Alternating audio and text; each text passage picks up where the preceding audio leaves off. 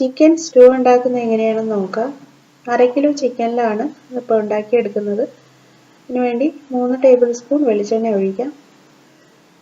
1 teaspoon പെരിഞ്ജീരകം, ഏലക്ക, ഗ്രാമ്പു, പട്ട, ചെറിയ കഷ്ണം തക്കോലം, ഇതിലേക്ക് കുറച്ച് കറിവേപ്പില, പച്ചമുളക്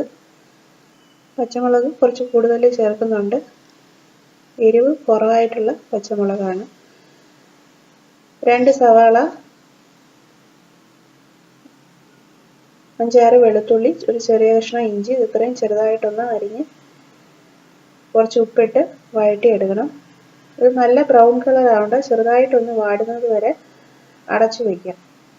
ഇതിലേക്ക് 1 തേങ്ങയുടെ പാലാണ് ചേർക്കുന്നത്. നല്ല കട്ടിക്ക് പിഴിഞ്ഞെടുത്ത 1-ാം പാല് 1 ഗ്ലാസ്. 1/2 കപ്പ് രണ്ടാമത് പിഴിഞ്ഞെടുക്കുന്ന പാലാണ് 2-ാം പാല്. ഈ 2-ാം പാലിലാണ് ചിക്കൻ വേവിച്ചെടുക്കുന്നത്. നന്നായിട്ട് വാടിയതിന് ശേഷം അതിലേക്ക് കഴുകി വെച്ചിരിക്കുന്ന ചിക്കൻ ചേർത്ത് നന്നായിട്ട് ഇളക്കി യോജിപ്പിച്ച് കുറച്ച് സമയം അടച്ചു വെക്കണം. ചിക്കനിൽ നിന്ന് തന്നെ വെള്ളം നന്നായിട്ട് വന്നിട്ട് ഇത് ചെറുതായിട്ടൊന്ന് വെന്ത് തുടങ്ങും. 1/2 കപ്പ് 2-ാം പാല് പിന്നീട് ഒഴിച്ചിട്ടാണ് നന്നായിട്ട് വേവിച്ചെടുക്കുന്നത്. ചിക്കനിൽ നിന്ന് തന്നെ നന്നായിട്ട് വെള്ളം വന്നിട്ടുണ്ട്. 1/2 കപ്പ് 2-ാം പാല് ഒഴിച്ച് ഇത് വേവിച്ചെടുക്കാം.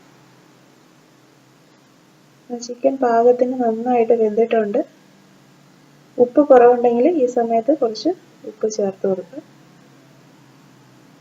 കട്ടിക്ക് പിഴിഞ്ഞെടുത്തിരിക്കുന്ന 1-ാം പാല് 1 ഗ്ലാസ് ചേർത്ത് ആവശ്യത്തിന് കറിവേപ്പില ഇട്ട് ഒരു 3-4 മിനിറ്റ് വീണ്ടും ഇത് അടച്ചു വയ്ക്കാം. നന്നായിട്ട് പിന്നീട് തിളയ്ക്കേണ്ട ആവശ്യമില്ല. തേങ്ങാപ്പാൽ ഒഴിച്ച് കഴിഞ്ഞ് ഫ്ലെയിം കുറച്ച് വെച്ച് ഒരു 2-3 മിനിറ്റ് അടച്ചു വയ്ക്കാം. ഫ്ലെയിം ഒരു മീഡിയത്തിൽ വെച്ചിട്ട് അടച്ചു വയ്ക്കാം. ഇത് അപ്പം, ഇടിയപ്പം, പത്തിരിയുടെ കൂടെ കഴിക്കാൻ പറ്റുന്ന നല്ലൊരു കറിയാണ്.